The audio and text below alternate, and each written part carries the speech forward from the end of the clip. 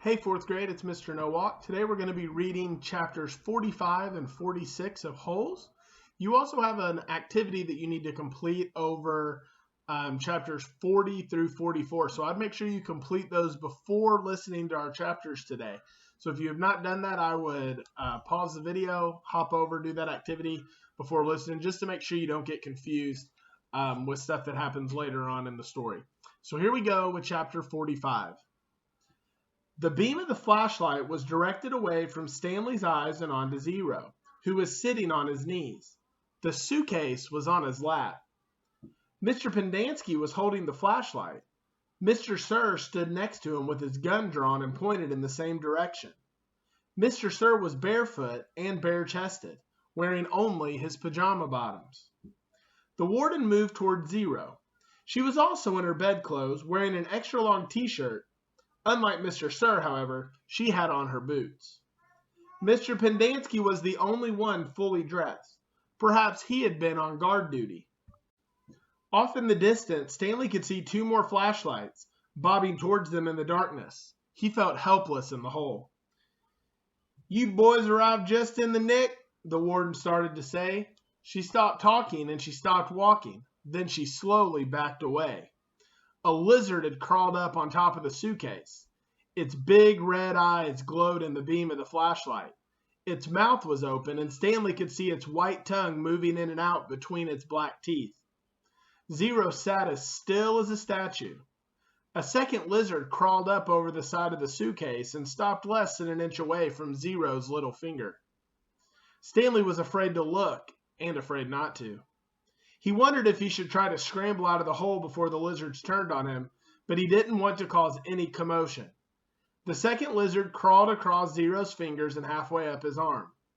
It occurred to Stanley that the lizards were probably on the suitcase when he handed it to Zero.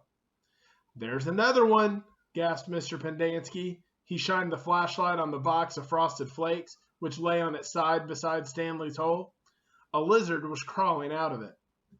The light also illuminated Stanley's hole. He glanced downward and had to force himself to suppress a scream. He was standing in a lizard nest. He felt the scream explode inside him. He could see 6 lizards. There were 3 on the ground, 2 on his left leg, and 1 on his right sneaker. He tried to remain very still, but something was crawling up the back of his neck. 3 other counselors approached the area. Stanley heard one say, "What's going?" and then whisper, "Oh my God." "What do we do?" asked Mr. Pendanski. "We wait," said the warden. "It won't be very long. At least we'll have a body to give the woman," said Mr. Pendanski. "She's going to ask a lot of questions," said Mr. Sir, "and this time she'll have the AG with her." "Let her ask her questions," said the warden. "Just so long as I have the suitcase, I don't care what happens. Do you know how long?" Her voice trailed off, then started up again. "When I was little, I'd watch my parents dig holes every weekend and holiday. When I got bigger, I had to dig too, even on Christmas." Stanley felt tiny claws dig into the side of his face as the lizard pulled itself off his neck and up past his chin. "It won't be long now," the warden said. Stanley could hear his heartbeat. Each beat told him he was still alive, at least for 1 more second. Pretty suspenseful chapter there. Here we go with chapter 46. 500 seconds later, his heart was still beating. Mr. Pendanski screamed.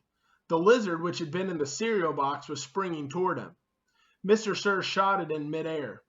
Stanley felt the blast shatter the air around him. The lizard scurried frantically across his very still body. He did not flinch. A lizard ran across his closed mouth. He glanced at Zero, and Zero's eyes met his. Somehow they were both still alive, at least for 1 more second, 1 more heartbeat. Mr. Sir lit a cigarette. "I thought you quit," said one of the counselors. "Yeah, well, sometimes sunflower seeds just won't cut it." He took a long drag on his cigarette. "I'm going to have nightmares the rest of my life." "Maybe we should just shoot them," suggested Mr. Pendanski. "Who?" asked the counselor. The lizards or the kids? Mr. Pendanski laughed grimly. The kids are going to die anyway, he laughed again. At least we got plenty of graves to choose from. We've got time, said the warden. I've waited this long. I can wait another few. Her voice trailed off. Stanley felt a lizard crawl in and out of his pocket. We're going to keep our story simple, said the warden. That woman's going to ask a lot of questions. The AG will most likely initiate an investigation. So this is what happened. Stanley tried to run away in the night, fell in a hole, and the lizards got him. That's it. We're not even going to give them Zero's body. As far as anybody knows, Zero doesn't exist. Like Mom said, we got plenty of graves to choose from. Why would he run away if he knew he was getting released today? Asked Mr. Pendanski. Who knows? He's crazy. That was why we couldn't release him yesterday. He was delirious, and we had to keep watch over him so he wouldn't hurt himself or anybody else. She's not going to like it, said Mr. Pendanski. She's not going to like anything we tell her, said the warden. She stared at Zero and at the suitcase. Why aren't you dead yet? She asked. Stanley only half listened to the talk of the counselors. He didn't know who that woman was or what AG meant. He didn't even realize they were initials. It sounded like one word. AG. His mind was focused on the tiny claws that moved up and down his skin and through his hair. He tried to think about the other things. He didn't want to die with the images of the warden, Mr. Sir, and the lizards etched into his brain. Instead, he tried to see his mother's face. His brain took him back to a time when he was very little, all bundled up in a snowsuit. He and his mother were walking hand in hand, mitten and mitten, when they both slipped on some ice and fell and rolled down a snow-covered hillside. They ended up at the bottom of the hill. He remembered he almost cried, but instead he laughed. His mother laughed too. He could feel the same light-headed feeling he felt then, dizzy from rolling down the hill. He felt the sharp coldness of the snow against his ear. He could see flecks of snow on his mother's bright and cheery face. This was where he wanted to be when he died. Hey, caveman, guess what? Asked Mr. Sir. You're innocent after all. I thought you'd like to know that. Your lawyer came to get you yesterday. Too bad you weren't here. The words meant nothing to Stanley, who was still in the snow. He and his mother climbed back up the hill and rolled down again, this time on purpose. Later, they had hot chocolate with lots of melted marshmallows. It's getting close to 4:30, said Mr. Pendanski. They'll be waking up. The warden told the counselors to return to the tents. She told them to give the campers breakfast and to make sure they didn't talk to anyone. As long as they did as they were told, they wouldn't have to dig any more holes. If they talked, they would be severely punished. How should we say they will be punished? One of the counselors asked. Let them use their imagination, said the warden. Stanley watched the counselors return to the tents, leaving only the warden and Mr. Sir behind. He knew the warden didn't care whether the campers dug any more holes or not. She'd found what she was looking for. He glanced at Zero. A lizard was perched on his shoulder.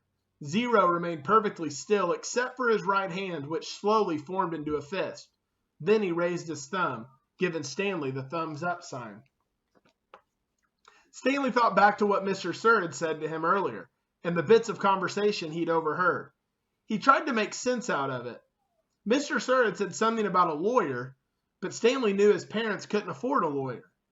His legs were sore from remaining rigid for so long. Standing still was more strenuous than walking. He slowly allowed himself to lean against the side of the hole. The lizards didn't seem to mind. All right, remember you guys had an activity today, so if you did not do that before we read the chapters, make sure you get that done today. Tomorrow we will read chapters 47 through 49. You will not have an activity tomorrow, and then Friday we will wrap up with chapter 50 and an activity over chapters 45 through 50. So we will see you guys tomorrow. Have a great day.